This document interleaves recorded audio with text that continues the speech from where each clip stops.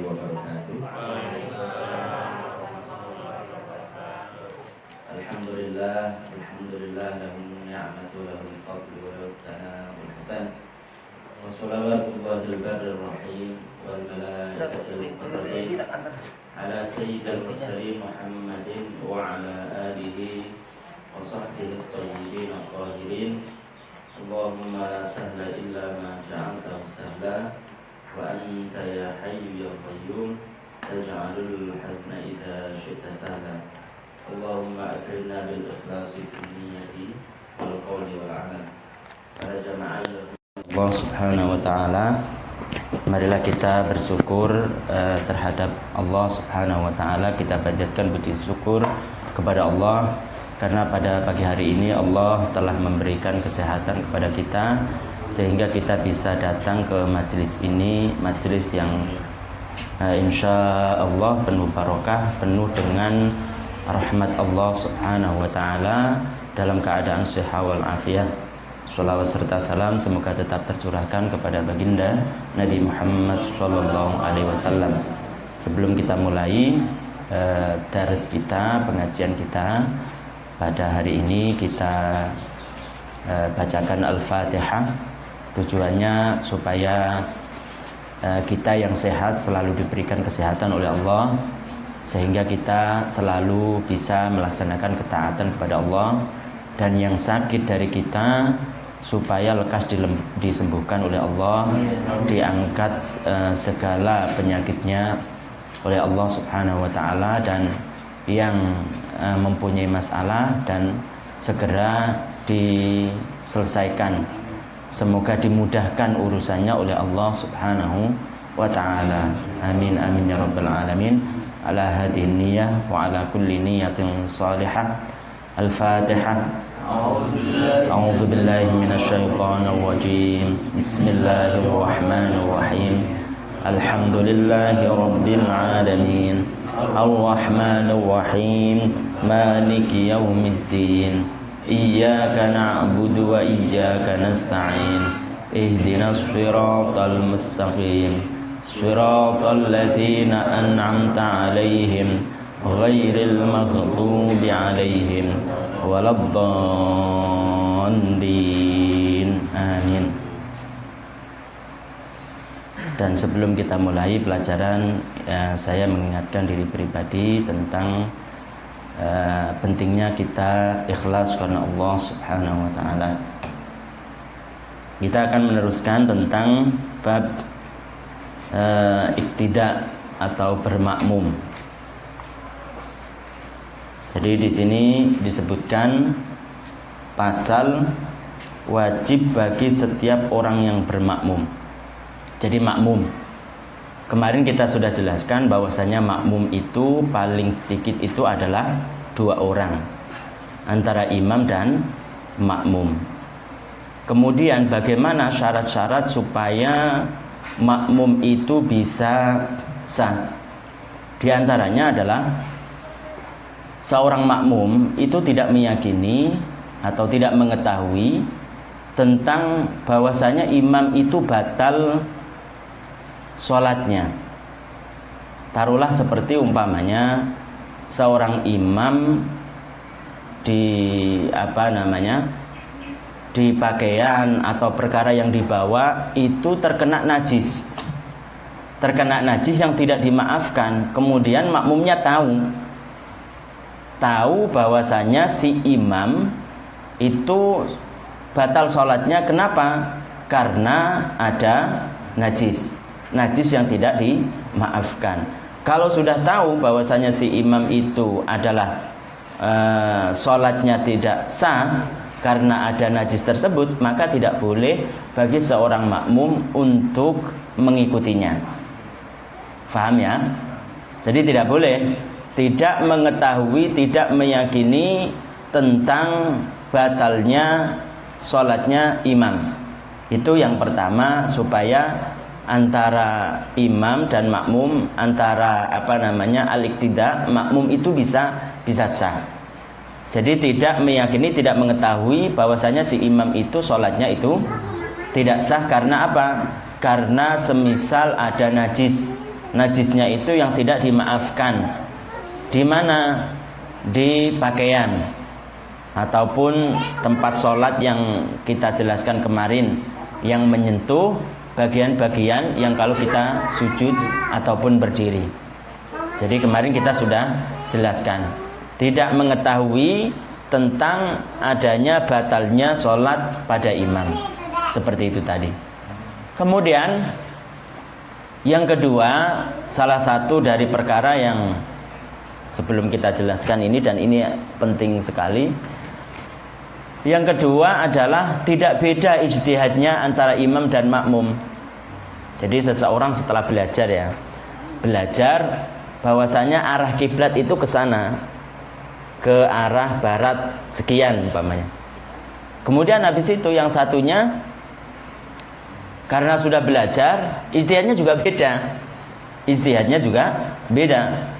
Berarti dua orang yang sama-sama ijtihad dan itu benar sesuai dengan ilmunya dan hasilnya beda, itu tidak boleh bermakmum. Itu tidak boleh bermakmum. Karena apa? Karena ijtihadnya berbeda. Paham ya? Kemudian yang berikutnya yang penting juga itu adalah bahwasanya tidak boleh seseorang itu bermakmum kepada orang yang ummi. Jadi orang yang bisa bacaan Al-Fatihah dengan benar, itu tidak boleh bermakmum kepada seseorang yang seseorang itu bacaan Fatihahnya itu tidak benar. Lah dia gimana sholatnya? Orang yang tidak bisa membaca Al-Fatihah dengan benar itu, apakah boleh statusnya jadi imam atau makmum? Dilihat dulu nanti. Tapi jelas titik poin yang utama itu adalah orang yang bacaannya benar dalam Al-Fatihah terutama, itu tidak boleh bermakmum kepada orang-orang yang bacaan Al-Fatihahnya itu lebih tidak benar. Tidak benar.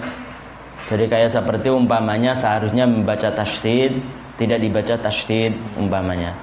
Makhrajnya begini, seharusnya begini, tidak baca begini. Dan makmumnya adalah orang yang fasih, maka tidak boleh bermakmum kepada orang tersebut.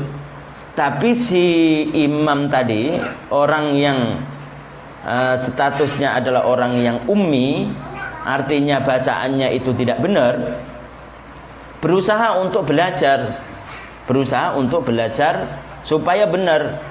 Maka dia seandainya ada satu huruf yang itu dia tidak mampu untuk bisa mengucapkan dengan benar satu huruf umpamanya. Bagaimana? Maka bisa dianggap sah sholatnya imam tersebut kalau yang bermakmum itu semisal,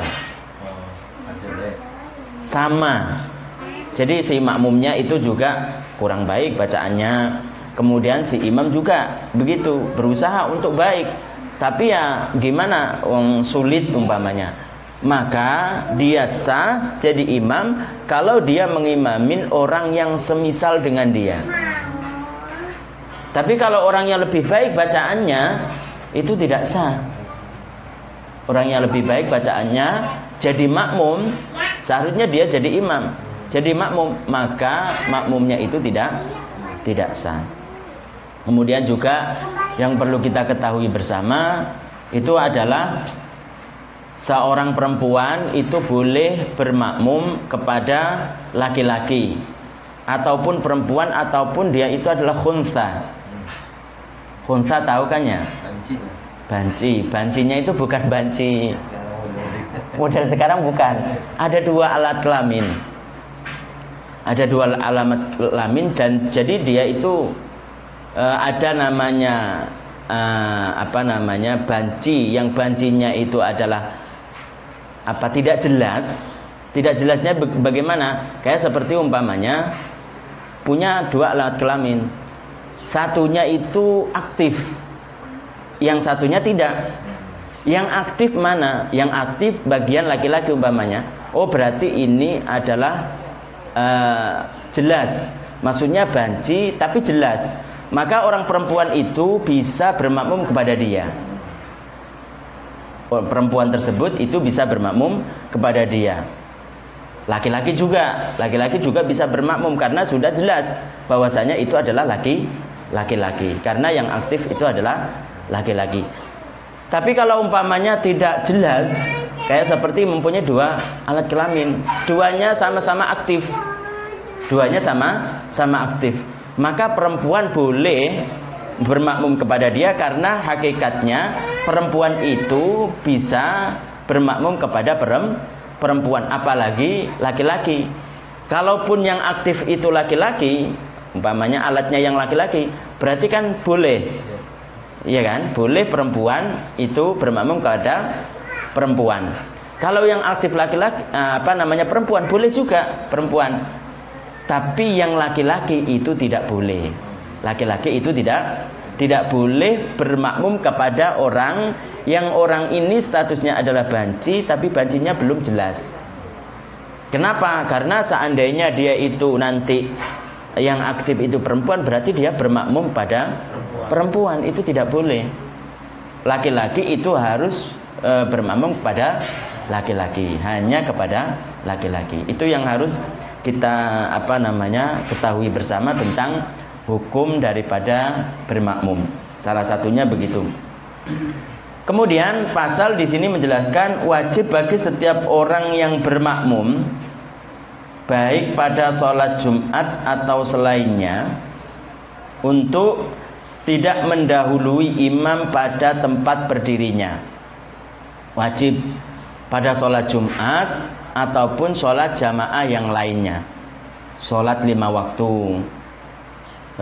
sholat yang di situ disunahkan umpamanya juga untuk berjamaah ataupun sholat jamaah yang fardu kifayah, maka itu disyaratkan yang pertama tidak mendahului imam pada tempat berdirinya. Apa yang dimaksud mendahului imam? Maksudnya tumitnya. Tumit itu tidak mendahului daripada tumitnya imam ketika orang tersebut itu sholatnya berdiri. Jadi kalau umpamanya tumitnya itu mendahului, maka tidak sah.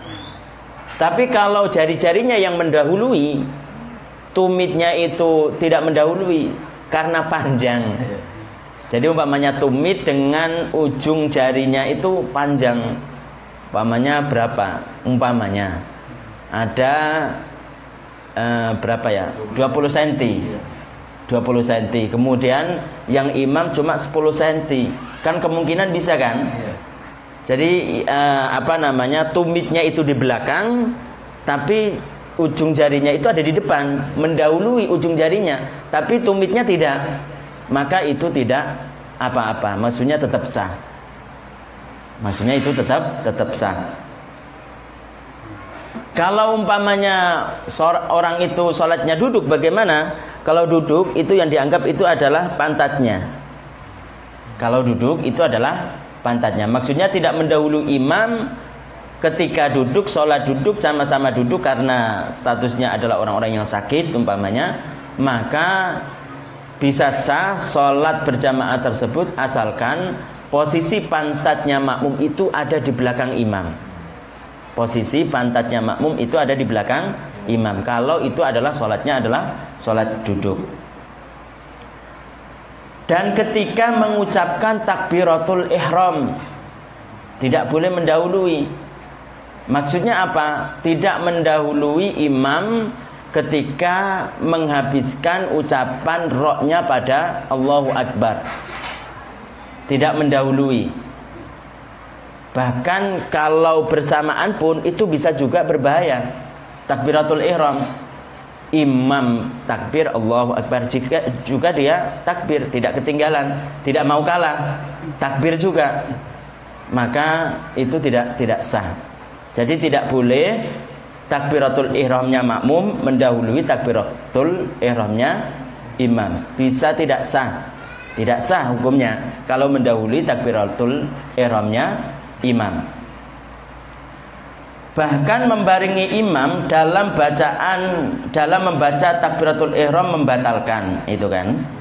Dan membarengi imam pada selain takbiratul ihram hukumnya makruh kecuali pada bacaan amin. Jadi di sini ada yang mendahului sifatnya itu adalah membatalkan. Ada yang mendahului sifatnya itu makruh. Ada yang bareng itu sifatnya itu adalah sunnah. Jadi ada di sini disebutkan mendahului imam pada semisal takbiratul ihram itu adalah batal. Mendahului imam pada tempat berdirinya itu juga batal. Dan membarengi imam pada selain takbiratul ihram, membarengi seperti apa? Imam itu ruku, makmum juga ruku. Itu kan bareng itu. Seharusnya apa? Seharusnya sunnahnya itu imam itu ruku, sudah membungkuk, baru si makmum itu membungkuk. Seharusnya begitu. Iya bareng, maka itu dihukumi makruh. Paham ya? Itu dihukumi makruh. Selain ihram hukumnya makruh kecuali pada bacaan amin. Kecuali pada bacaan amin. Kalau amin memang disunnahkan untuk bareng.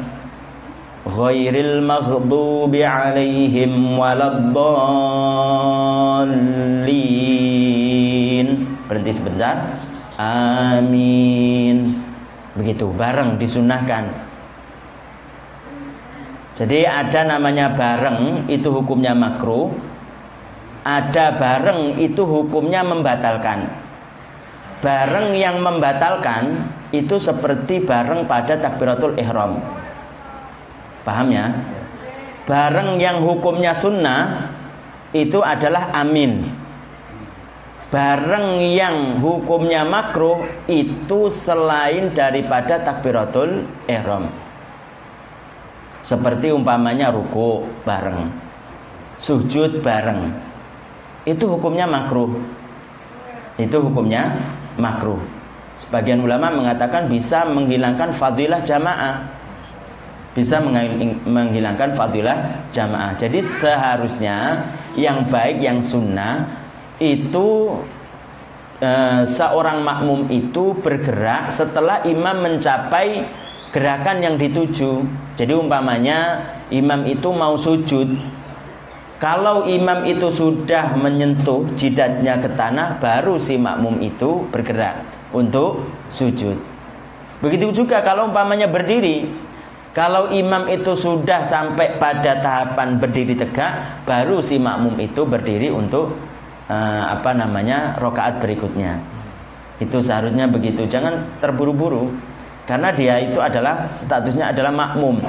Makmum itu nderek imam, mengikuti imam.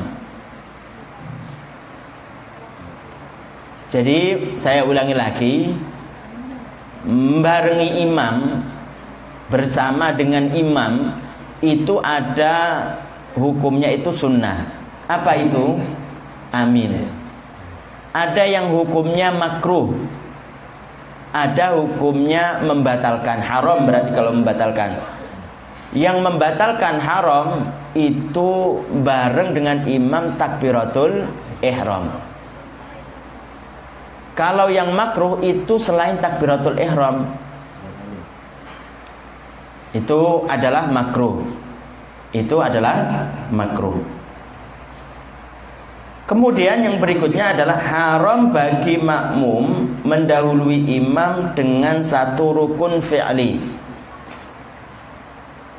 Dan batal sholatnya makmum apabila mendahului imam. Mendahului imam ini syarat Bapak Ibu sekalian supaya makmumnya itu sah. Haram bagi makmum mendahului imam dengan satu rukun fi'li yang penuh. Haram. Seperti apa? Contohnya, imam ruku', kemudian ada statusnya adalah makmum. Makmumnya ruku', imamnya masih berdiri, belum ruku'. Kemudian dia iktidal. Siapa? Makmumnya. Baru imam itu ruku'. Ini adalah mendahului imam rukun fi'li yang penuh. Artinya bukan separuh. Bukan separuh. Saya contohkan lagi bahwasanya mendahului imam rukun fi'li, rukun yang modelnya gerakan, kalau itu penuh satu gerakan ataupun rukun fi'il, satu rukun fi'il yang penuh, satu rukun gerakan yang penuh, maka itu hukumnya haram, tapi tidak membatalkan. Haram tapi tidak batal. Artinya berdosa si makmum tersebut. Contohnya bagaimana? Contohnya seperti umpamanya seorang makmum ruku', imam masih berdiri, kemudian makmumnya itu berdiri untuk i'tidal, baru si imam itu ruku'. Ini contoh mendahului imam satu rukun gerakan fi'il yang penuh. Beda kalau umpamanya tidak penuh, itu makruh. Seperti apa? Seperti umpamanya si makmum itu ruku', nunggu imam, seperti dia adalah imam, padahal bukan imam. Belum sempat dia itu berdiri untuk i'tidal, menunggu si imam, untuk ruku', kemudian disusul oleh imam. Belum sempat dia berdiri untuk i'tidal, kemudian setelahnya itu imam yang mendahului. Tadi kan mendahului imam dengan separuh rukun, karena dia posisinya ada di ruku', belum sempat i'tidal, maka yang ini adalah mendahului imam separuh rukun, maka itu hukumnya makruh. Bahkan dalam hadis itu diceritakan bahwasanya orang yang mendahului imam itu ditakutkan nanti diserupakan dengan himar, diganti dengan himar, dengan hewan. Artinya apa? Artinya dosa besar. Seperti apa yang dimaksud di sini? Mendahului imam satu rukun fi'il yang penuh. Paham ya kira-kira? Jadi mendahului imam itu ada kalanya satu rukun fi'il yang penuh, ada yang separuh. Kalau yang penuh itu haram, tapi tidak membatalkan. Tapi kalau umpamanya separuh itu makruh. Itu hukumnya makruh. Tapi jelas ini kedua-duanya tidak membatalkan. Dan batal sholatnya makmum apabila mendahului imam dengan dua rukun fi'il berturut-turut. Dua rukun fi'il yang berturut-turut, dua-duanya panjang atau satu panjang dan yang satu lagi pendek tanpa uzur. Misalnya makmum telah menyelesaikan ruku' lalu i'tidal dan turun untuk bersujud sedangkan imam masih berdiri. Kalau mendahului imam, tadi kan mendahului imam berapa? Satu rukun fi'il yang penuh. Itu haram tapi tidak batal.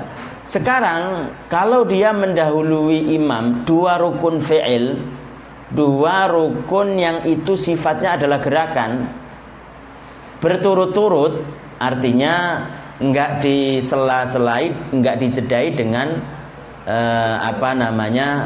rukun apa gitu. Intinya kayak seperti ruku', kemudian i'tidal, itu kan berturut-turut itu.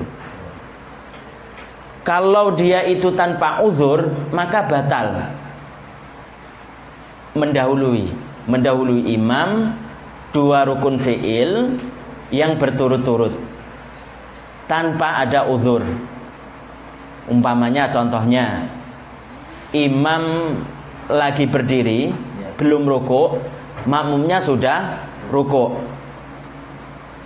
Makmumnya i'tidal, imam masih berdiri. Makmumnya itu mau turun untuk sujud,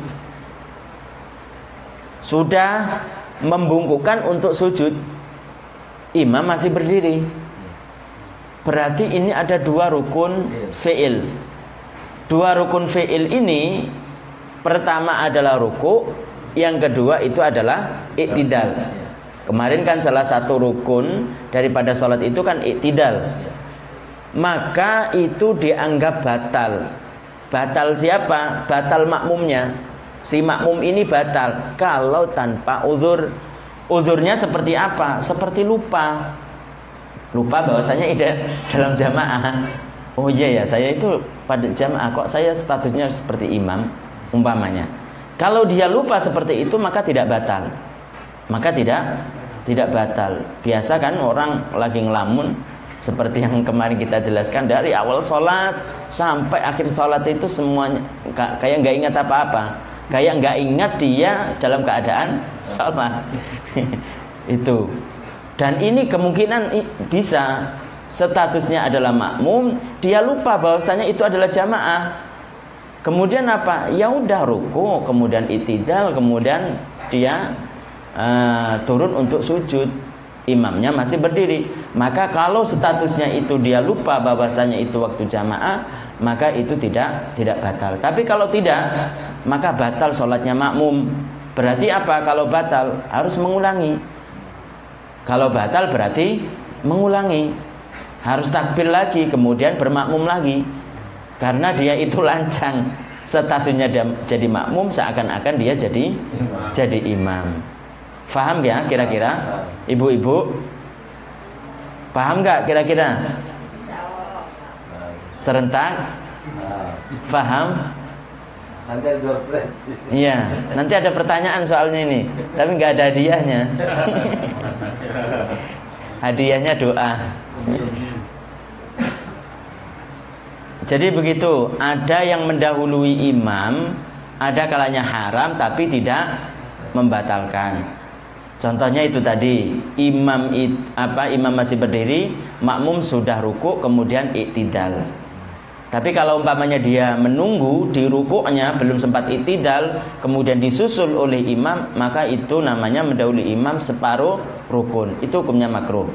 Kedua-duanya tidak membatalkan. Yang membatalkan itu kalau mendahului imam, dua rukun gerakan tanpa ada uzur. Seperti itu tadi, imam masih berdiri, dia sudah ruku, kemudian iktidal, kemudian turun untuk sujud, imam masih berdiri. Maka kalau tanpa ada uzur, seperti umpamanya dia lupa bahwasanya dia dalam jamaah, maka itu hukumnya batal sholat. Sholat siapa? Sholatnya makmum, bukan sholatnya imam. Berarti dia harus mengulangi. Kemudian yang berikutnya, demikian juga terlambat dari gerakan imam sebanyak dua rukun tanpa uzur. Mendahului dua rukun fi'il tanpa uzur juga batal. Terlambat dari imam juga begitu. Contohnya ini tinggal dibalik. Imam ruku, makmum masih berdiri. Imam iktidal, makmum masih berdiri. Kemudian imam panjang. Di sini yang disebut rukun fi'il yang panjang, rukun gerakan yang panjang itu seperti ruku, seperti dua sujud. Kalau iktidal itu dianggap pendek. Sebagian ulama menganggap itu adalah pendek. Jadi rukun panjang fi'il, rukun fi'il yang panjang itu adalah ruku dan dua sujud. Artinya kalau umpamanya si makmum itu terlambat dari imam 3 rukun fi'il, lebih daripada 3 rukun fi'il yang panjang, maka baik si makmum itu karena uzur, maka dia batal sholatnya. Seperti apa contohnya? Contohnya umpamanya si imam itu ruku, makmum statusnya masih berdiri, kemudian iktidal, kemudian makmum masih berdiri, belum ruku. Kemudian si imam turun untuk sujud, makmum masih berdiri, kemudian duduk di antara dua sujud, ya kan? Makmum masih berdiri. Kemudian sujud yang kedua, imam sujud. Lah sebelum makmum ini mengangkat jidatnya untuk tahiyat yang awal atau untuk berdiri untuk rakaat berikutnya, kalau si makmum ini adalah terlambat sampai segitu itu, langsung dia itu mengikuti di mana imam itu berada. Jangan diteruskan Al-Fatihahnya. Paham ya? Jangan diteruskan, meskipun karena Al-Fatihah ada uzur belum selesai, tinggalkan saja, langsung mengikuti gerakan di mana imam itu berdiri. Kenapa? Karena dia hampir terlambat dari imam 3 rukun fi'il yang panjang. Panjang itu tadi apa? Ruku', kemudian 2 sujud. Jadi sebelum imam itu mengangkat jidatnya dari sujud yang kedua untuk tahiyat yang awal atau untuk berdiri pada rakaat berikutnya, maka hendaknya si makmum tadi yang terlambat hendaknya menyusul di mana imam itu berada. Paham ya? Baru nanti setelah makmum itu salam, dia menambah satu rakaat. Paham nggak? Si ibu paham? Ya, saya ulangi. Penting bahwasanya si makmum itu harus mengikuti imam. Bagaimana kalau si makmum itu mendahului atau terlambat dari imam? Kalau mendahului imam 1 rakaat yang penuh, maka hukumnya haram tapi tidak batal. Seperti itu tadi, imam masih berdiri, makmumnya itu sudah ruku, kemudian iktidal, bangun daripada ruku untuk berdiri kembali atau kembali ke tempat di mana dia posisinya sebelum ruku. Itu adalah haram tapi tidak batal. Atau makruh di sini, yaitu kalau mendahului imam separuh dari rukun gerakan. Seperti makmum itu ruku' belum sempat i'tidal, kemudian imam itu berdiri, kemudian ditunggu oleh si makmum di ruku' tersebut, kemudian diikuti oleh imam. Kemudian habis itu si imam yang mendahului makmum. Ini adalah mendahului imam separuh rukun, maka hukumnya makruh. Itu yang pertama. Yang kedua, mendahului imam 2 rukun fi'il. Baik, fi'il itu maksudnya gerakan, bukan ucapan. Kalau ucapan itu nanti kan makruh. Itu tadi dijelaskan bahwasanya membarengi ya. Ataupun nanti dijelaskan bahwasanya kalau orang tersebut mendahului imam yang berupa ucapan, rukun ucapan, imam belum Al-Fatihah, makmum Al-Fatihah umpamanya, itu hukumnya makruh. Hukumnya makruh, kecuali nanti ada keadaan-keadaan tertentu, seperti umpamanya si makmum menganggap bahwasanya dia tidak akan menemukan gerakan imam kalau dia tidak membaca duluan Al-Fatihah, maka enggak makruh kalau begitu. Paham ya? Jadi yang berikutnya adalah mendahului makmum 2 gerakan tanpa ada uzur. Itu haram dan batal kalau tanpa ada uzur. Seperti apa? Seperti imam dalam masih keadaan berdiri, makmum sudah ruku', kemudian habis itu i'tidal, imam masih berdiri, kemudian turun untuk sujud, si imam masih berdiri. Maka ini namanya adalah mendahului imam 2 rukun fi'il tanpa ada uzur. Kalau ada uzur nggak batal. Seperti apa tadi? Nggak ingat bahwasanya itu lagi jamaah, nggak ingat dia sholat, tapi tidak ingat bahwasanya dia itu adalah jamaah. Itu yang pertama. Yang kedua, begitu juga batal dan haram, berdosa juga. Apa? Yaitu terlambat dari imam. Terlambat dari imam 2 rukun yang 2 rukun fi'il tanpa ada uzur. Ini kasusnya adalah dibalik. Makmum masih berdiri, imam sudah ruku', kemudian i'tidal, kemudian turun untuk sujud, makmum masih berdiri. Kalau tanpa uzur maka batal. Maka batal sholatnya makmum. Seharusnya apa yang kecuali kalau umpamanya dia itu karena uzur. Apa uzurnya? Seperti membaca Al-Fatihah.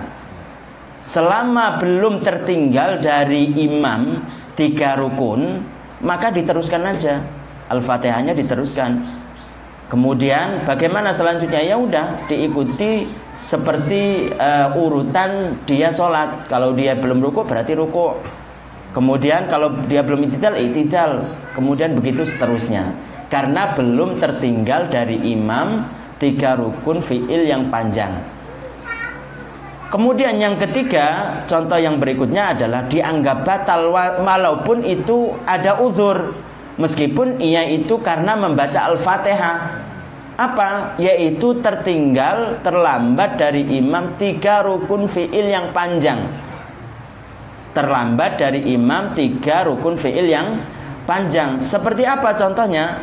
Seperti umpamanya makmum masih berdiri, imam sudah rukuk, kemudian i'tidal. Kemudian habis i'tidal apa? Sujud. Makmum masih berdiri. Kemudian si imam duduk di antara 2 sujud. Kemudian sujud lagi. Sujud yang kedua. Lah sujud yang kedua ini perlu diperhatikan supaya makmumnya itu tidak batal, sholatnya makmum itu tidak batal. Hendaknya makmum itu mengikuti di mana posisi imam pada waktu itu. Kalau sedang sujud, ikuti sujud. Kalau dia sujud pada yang kedua, itu ikuti untuk sujud supaya dia itu tidak terlambat dari imam lebih daripada 3 rukun fi'il. Jadi sebelum mengangkat daripada jidatnya dari tempat sujud, ikuti di mana dia itu berada. Kalau dia itu umpamanya sujud, berarti diikuti sujud. Lah bagaimana? Dia kan belum melaksanakan rukuk, belum i'tidal, belum sujud yang pertama, langsung aja dia sujud pada yang kedua. Bagaimana? Itu tata cara untuk bermakmum seperti itu, supaya tidak batal iktidaknya ataupun makmumnya. Nanti baru setelah salamnya imam dia menambah 1 rakaat. Faham ya? Itu.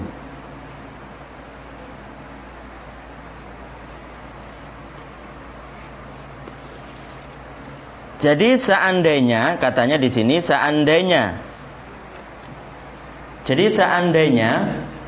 makmum tertinggal karena masih menyelesaikan bacaan Al-Fatihah, sehingga imam selesai dari ruku dan 2 sujud, lalu imam duduk untuk tasyahud atau imam berdiri, maka makmum harus meninggalkan bacaan Al-Fatihah itu tadi dan menyesuaikan diri dengan apa yang imam sedang lakukan dan menambah 1 rakaat setelah salamnya imam. Itu tadi penjelasannya.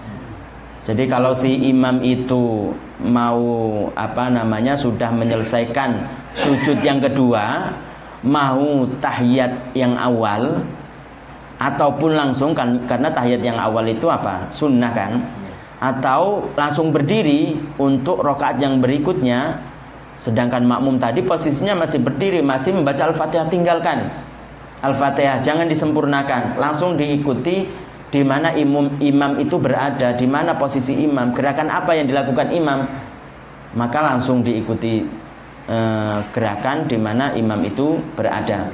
Setelah salam baru nanti dia menambah 1 rakaat. Begitu.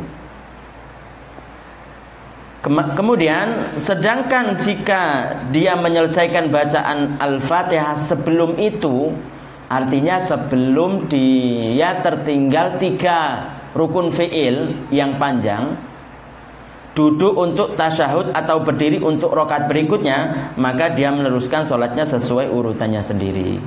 Jadi sebelum si imam tadi mengangkat jidatnya untuk tasyahud awal atau pada rakaat berikutnya, maka hendaknya si makmum itu mengikuti di mana imam mengerjakan rakaat, mengerjakan rukun. Kalau dia sujud berarti langsung sujud yang kedua, langsung sujud yang kedua. Kemudian setelah itu, setelah salam baru menambahi 1 rakaat. Faham gak ini? Paham. Penting ini. Kira-kira faham gak ibu-ibu? Butuh diulangi? Dipraktekkan gimana?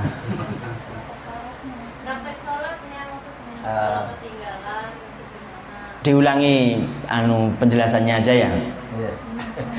Butuh konsen. Jangan melamun. Udahlah, tinggalkan urusan rumah dulu. Mungkin belum masak, belum apa, tinggalkan. Ini penting karena ini berurusan dengan sah atau tidaknya sholat seorang makmum. Iya. Jadi saya ulangi lagi, ringkasannya begini. Kalau orang tersebut ada kalanya, seharusnya seorang makmum itu nderek mengikuti imam. Caranya bagaimana? Ya, kesunahannya ketika imam itu nyampe pada tujuan rukun tertentu, baru dia itu mengikuti imam. Contohnya umpamanya imam rukuk, dianggap dia sunnah mengikuti imam kalau imam itu sudah membungkuk, atau imam itu sujud, dikatakan sunnah kalau si imam itu jidatnya sudah menyentuh tanah, baru si makmum mengikutinya. Seharusnya begitu. Nah, sekarang ada kejadiannya bagaimana? Si makmum itu statusnya seharusnya mengikuti, malah dia jadi mendahului. Lah bagaimana ini? Kalau dia mendahului, di sini ada hukumnya makruh, ada hukumnya haram, tidak membatalkan, ada yang haram dan membatalkan. Ada yang haram dan membatalkan. Yang makruh dan tidak haram dan tidak membatalkan, kalau si makmum itu mendahului si imam separuh rukun perbuatan, separuh rukun fi'lin. Contohnya bagaimana? Contohnya makmum rukuk atau sujudlah, imam itu masih dalam keadaan i'tidal, kemudian belum sempat untuk duduk di antara dua sujud si makmum tadi, kemudian disusul oleh imam, belum sempat untuk duduk di antara dua sujud, kemudian disusul oleh imam. Ini namanya mendahului gerakan imam separuh rukun. Ini hukumnya apa? Makruh. Berarti tidak batal. Ada kalanya haram, berdosa si makmum tersebut, tapi tidak membatalkan sholat. Jadi dia berdosa. Bahkan dalam hadisnya, saking dosa besarnya, dia berhak untuk diserupakan dengan himar, dengan binatang. Maksudnya apa? Maksudnya saking besar dosanya. Apa itu? Yaitu kalau dia mendahului imam satu rukun fi'il yang penuh, satu rukun gerakan yang penuh. Contohnya bagaimana? Contohnya kalau umpamanya imam masih berdiri, belum rukuk dia, si makmum sudah rukuk duluan. Kemudian apa? Imam tidak bergegas untuk menyusul. Dibalik ini, seharusnya imam duluan kan, ini makmum yang duluan.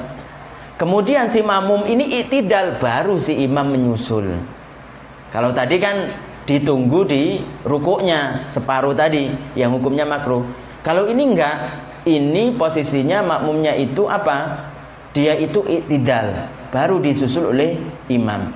Maka kalau prosesnya seperti ini, maka sholatnya makmum itu haram, tapi tidak batal. Tapi tidak batal. Faham dari sini ya? Faham nggak kira-kira? Nah, sekarang yang batal ini, kalau si makmum itu mendahului imam dua rukun fi'il, dua rukun gerakan. Tadi dikatakan bahwasanya mendahului rukun kauli, rukun ucapan, seperti imam sebelum membaca Al-Fatihah, dia membaca Al-Fatihah duluan, itu hukumnya makruh. Hukumnya makruh kecuali dalam keadaan-keadaan tertentu. Seperti apa tadi? Seperti dia khawatir kalau tidak membaca Al-Fatihah duluan, nanti tidak menemukan tumakninahnya rukuknya imam, umpamanya. Maka nanti dia membaca Al-Fatihah duluan, itu enggak makruh. Paham ya? Ya, ini yang batal sholatnya dan haram, berdosa. Apa itu? Mendahului imam sholat dua rukun gerakan fiil, dua rukun gerakan. Ini haram dan batal. Contohnya bagaimana? Contohnya, baik itu gerakannya itu adalah gerakan yang panjang dan pendek ataupun sama-sama panjang. Tadi dijelaskan bahwasanya rukun gerakan yang panjang itu adalah ruku, kemudian sujud yang pertama atau sujud yang kedua, berdiri.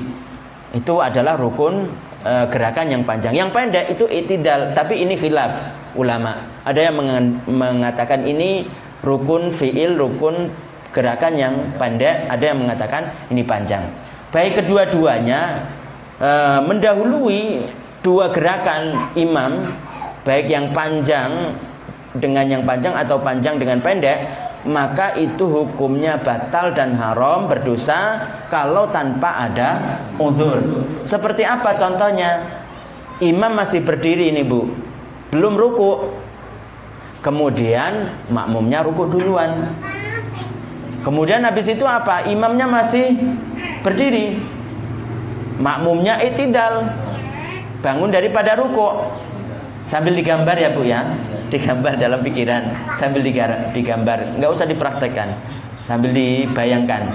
Jadi imamnya masih berdiri, makmumnya itu ruku. Imamnya masih berdiri juga, makmumnya sudah i'tidal.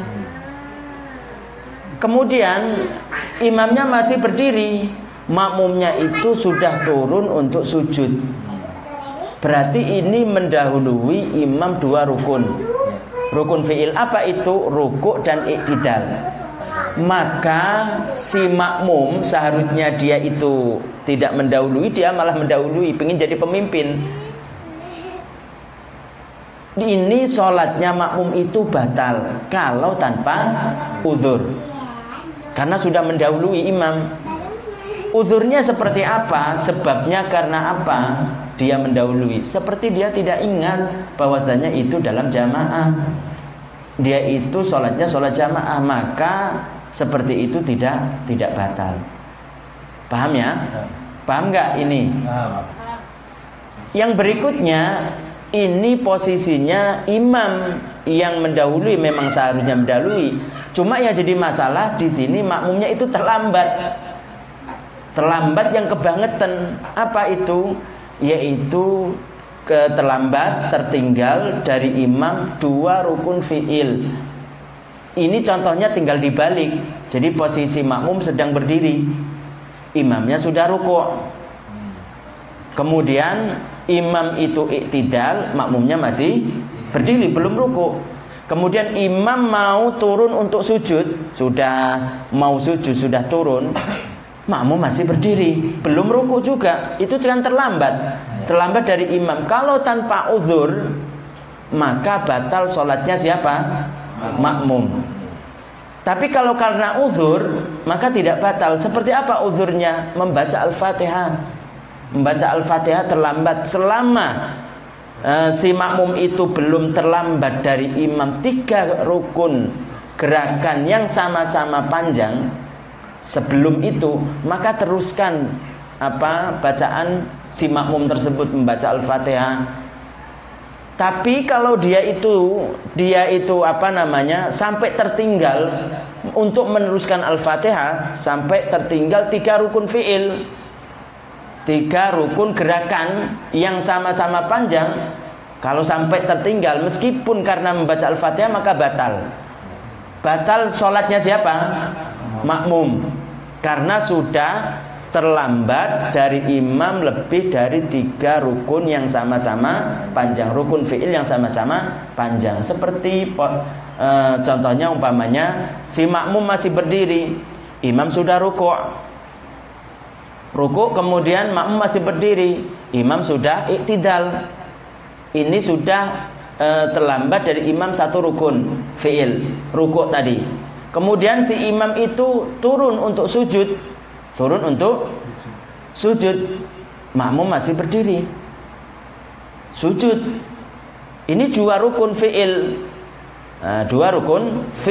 tapi yang satunya panjang, yang satunya pendek. Karena dia ada uzur tadi, maka tidak Tidak batal. Dia masih membaca Al-Fatihah, statusnya masih berdiri.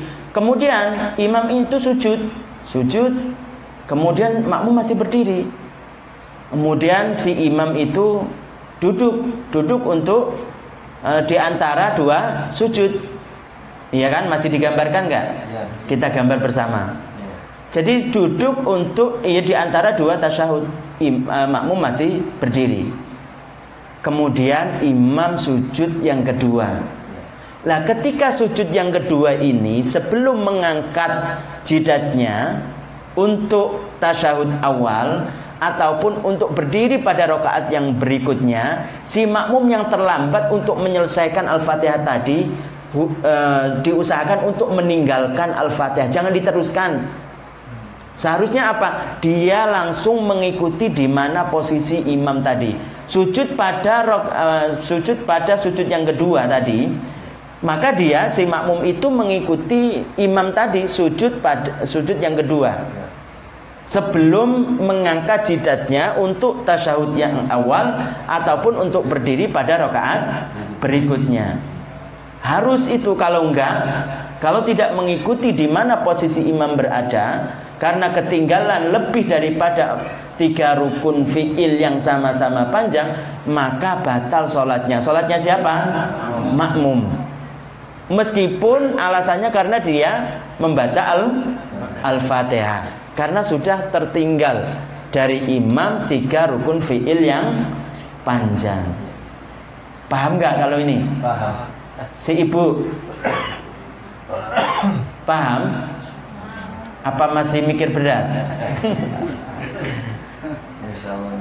Paham ya? Jadi penting nih, karena ini berkaitan dengan ibadah kita, supaya benar-benar ibadah kita yang kita lakukan itu sesuai dengan ilmu agama. Dan ini Bu, ini yang ditekankan oleh Nabi SAW. Ibu itu memikirkan ilmu untuk supaya faham, kemudian faham satu bab kemarin kita jelaskan, itu lebih baik, lebih banyak pahalanya dari sholat 1000 rakaat yang sunnah. Ibu kalau niat karena Allah Subhanahu wa ta'ala, membantu suami, masak dan lain sebagainya, itu kan pahalanya banyak sekali kan.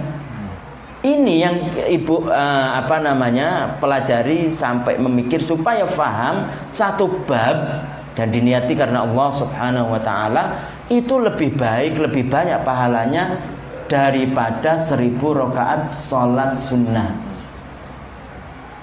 Siapa yang bisa melakukan sholat sunnah 1 hari 10 rakaat? Ada?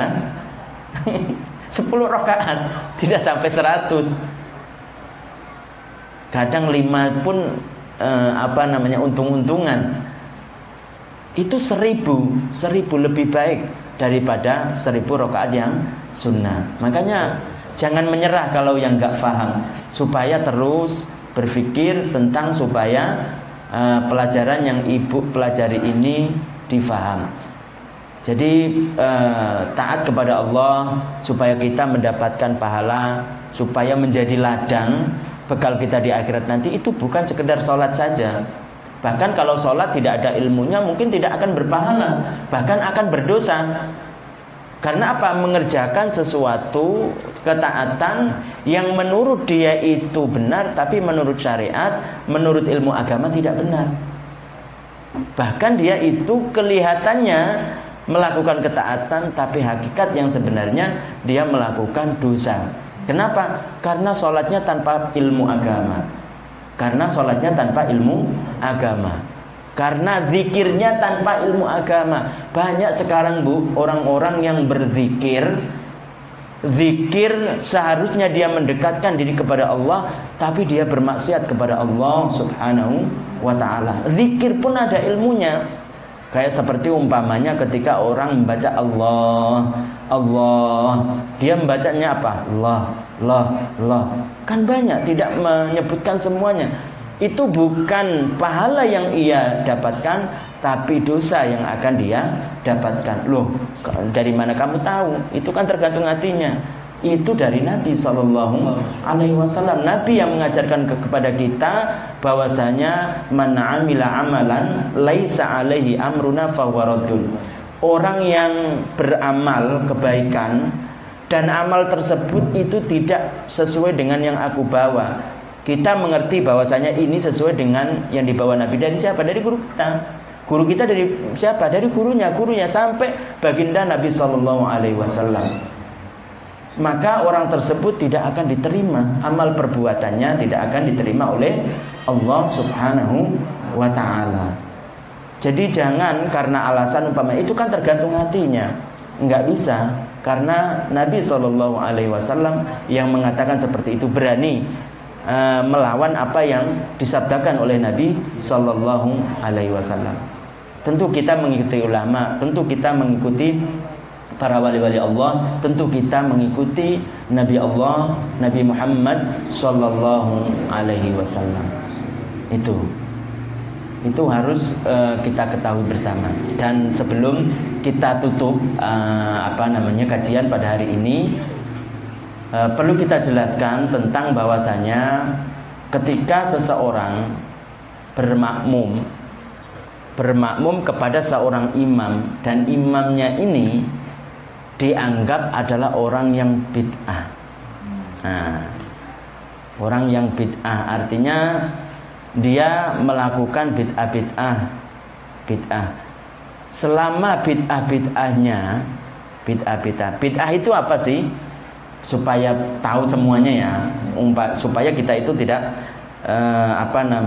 bisa ada bantahan menjelaskan ini yang hak, ini yang batil. Bid'ah itu adalah perkara yang baru. Berarti kalau baru itu belum dicontohkan, dilakukan oleh Nabi. Lah, perkara yang baru ini ada kalanya sesuai dengan Al-Quran. Artinya tidak ada dalil Al-Quran yang melarangnya. Sesuai berarti. Cuma secara terperinci tidak disebutkan namanya, tapi hakikatnya itu adalah sesuatu yang mengikuti Al-Quran. Jadi sesuai dengan Al-Quran, sesuai dengan hadis, sesuai dengan ijma'. Artinya tidak ada dalil yang mengatakan ini melarang. Maka itu namanya bid'ah, sesuatu yang baru, dan itu adalah baik. Bid'ah hasanah istilahnya. Supaya kita tahu itu adalah bid'ah. Bid'ah itu apa? Secara bahasa Arab itu adalah sesuatu yang belum ada sebelumnya. Kalau secara syariat Islam, bid'ah itu ada kalanya yang baik, ada kalanya yang jelek. Kalau yang baik itu adalah bid'ah, sesuatu yang baru, tidak ada dalam Al-Quran umpamanya. Kemudian tidak disuruh oleh Nabi, tidak pernah dilakukan oleh Nabi. Tapi itu tidak bertentangan dengan Al-Quran, tidak bertentangan dengan hadis. Artinya tidak ada dalil yang melarangnya. Tidak ada dalil yang melarangnya. Al-Quran nggak ada, hadis nggak ada, perkataan ulama yang dianggap muktabar tidak ada. Maka itu namanya bid'ah hasanah, bid'ah yang baik. Dan orang yang melakukan bid'ah yang baik akan mendapatkan pahala nggak? Mendapatkan pahala kalau dia itu diniati karena Allah. Apa ada sabda Nabi yang mengatakan itu? Ada. Nabi SAW mengatakan, man sanna fil islami sunnatan hasanatan falahu ajruha wa ajru man amila biha ba'dah min ghairi an yanqusa min ujurihim syai'. Orang yang merintis berarti sebelumnya enggak ada. Dalam Islam sebelumnya tidak dicontohkan Nabi. Sunnatan hasanatan, rintisan yang baik. Artinya baik apa tadi? Sesuai dengan Al-Quran. Tidak ada Al-Quran yang menjelaskan tentang pelarangan. Sesuai dengan hadis. Tidak ada hadis yang menjelaskan di situ melarang. Tidak ada ijma' sepakatan para ulama di situ yang melarang. Maka falahu ajruha, maka dia akan mendapatkan pahala. Pahala Nabi SAW. Dan orang yang mengikuti setelahnya, orang-orang karena dia yang memulai, maka juga akan mendapatkan pahala tanpa dikurangi sedikit pun pahalanya. Bukan karena tadi ada orang yang pertama kali kemudian diambil, bukan, tanpa dikurangi sedikit pun pahalanya. Itu adalah bid'ah yang baik. Artinya tidak semua sesuatu yang tidak dilakukan Nabi SAW itu adalah jelek. Jadi ini harus tahu ini. Kemudian ada orang umpamanya datang kepada kita, ini bid'ah ini. Kenapa? Karena Nabi SAW tidak melakukannya. Bukankah dalam hadis disebutkan wa kullu bid'atin dhalalah, semua kata dia perkara yang bid'ah itu adalah sesat. Kita katakan kepada dia, kamu membaca Al-Quran enggak? Al-Quran tersebut pada zaman Nabi SAW itu enggak ada titiknya, enggak ada harokatnya, enggak ada tasydidnya. Pada zaman Nabi, Nabi tidak pernah memerintahkan. Coba ada hadis yang menjelaskan tentang beri harokat, beri titik, enggak ada. Al-Quran menjelaskan enggak ada. Itu kan bid'ah, baik apa enggak? Baik, jelas. Jelas baik. Kenapa? Karena kalau dia tidak ada titik, tidak ada harokat, tidak ada tasydid, tidak akan bisa membacanya. Iya kan? Tidak ada pada zaman Nabi, tidak diperintahkan Nabi, tidak ada dalam Al-Quran. Tapi itu kan baik. Apa ada dalil Al-Quran yang melarangnya? Enggak ada. Apa ada hadis yang melarangnya? Enggak ada. Bahkan itu adalah yang baik. Itu tidak dilakukan oleh Nabi. Itu ada pada zaman tabi'in, zaman setelah Nabi SAW wafat, zaman setelah para sahabat, baru ada namanya Yahya bin Ya'mur memberikan titik. Itu kan baik. Jadi bukan setiap perkara yang baru itu adalah jelek. Karena menurut dia dalilnya apa? Berdalilnya adalah wa kullu bid'atin dhalalah. Setiap bid'ah itu adalah sesat. Enggak begitu. Ulama yang berilmu mengartikan kullu bid'atin itu bukan semuanya tanpa terkecuali, bukan. Tapi apa? Tapi kata para ulama itu tadi, kebanyakan sesuatu yang tidak dicontohkan oleh Nabi itu adalah sesat. Tapi bukan semuanya itu adalah sesat. Lah, untuk mengatakan itu adalah sesat atau tidak, itu dilakukan, ini ada sesuai dengan Al-Quran atau tidak, ini sesuai dengan hadis atau tidak, ini ada yang melarang atau tidak, ini ada yang melarang dalam hadis Al-Quran atau tidak. Kalau itu sesuai, maka itu adalah baik. Maka itu adalah baik. Meskipun itu tidak pernah ada pada zaman Nabi SAW. Faham ya Bu ya? Kalau ada yang mengatakan ini bid'ah, apa jawabannya? Jawabannya adalah tidak semua bid'ah itu adalah jelek. Hadisnya ada jelas, wa kullu bid'atin dhalalah. Setiap perkara yang baru itu adalah sesat. Kita katakan, kamu baca Al-Quran. Baca Al-Quran kamu baca. Gimana bisa kamu baca padahal itu pada zaman Nabi enggak ada harokatnya. Pada zaman Nabi enggak ada titiknya. Enggak ada. Nabi juga tidak pernah memerintahkan. Itu baik apa enggak? Ya baik. Ya berarti ada yang bid'ah yang baik, ada yang tidak. Dinamakan baik karena sesuai dengan Al-Quran, tidak katakan tidak karena bertentangan dengan Al-Quran. Faham ya? Itu supaya menjadi pegangan kita. Kalau ada seseorang tersebut itu bermakmum kepada orang yang seperti ini, bid'ah begitu, maka bagaimana?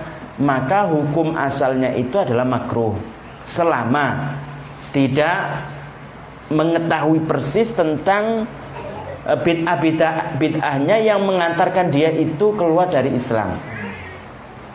Paham ya? Nah, itu harus selama umpamanya ada seseorang ini biasanya mengatakan bid'ah begitu.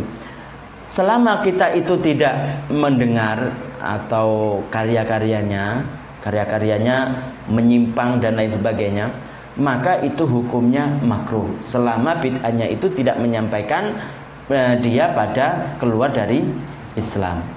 Paham ya? Kalau bagaimana kalau ada seorang itu Syafi'i bermakmum kepada orang yang dalam mazhab lain tidak wajib membaca bismillah. Bagaimana itu? Maka tidak sah. Kenapa? Karena Syafi'i mengatakan Bismillah itu termasuk ayat daripada Al-Fatihah. Kalau imam lain ada yang mengatakan bahwasanya Bismillah bukan termasuk surat dari Al-Fatihah. Maka kalau yakin seperti itu maka tidak sah. Tapi kalau hanya menyangka saja maka sah. Seperti apa? Seperti sholatnya itu sholat zuhur. Sholat zuhur itu kan enggak jahar, enggak diperlihatkan. Begitu hanya menyangka saja maka tetap sah. Maka tetap sah. Sampai di sini untuk pertemuan kita. Insya Allah kita akan lanjutkan pada sesi berikutnya, pada pertemuan berikutnya. Semoga kita termasuk orang-orang yang diridhai oleh Allah, selalu ikhlas melaksanakan apa yang menjadi perintah Allah Subhanahu wa taala, dan diberi kesehatan sehingga kita selalu mengikuti kegiatan-kegiatan yang bernilai taat seperti pengajian pada siang hari ini. Amin amin ya rabbal alamin. Sampai di sini saya akhiri. Wassalamualaikum warahmatullahi wabarakatuh.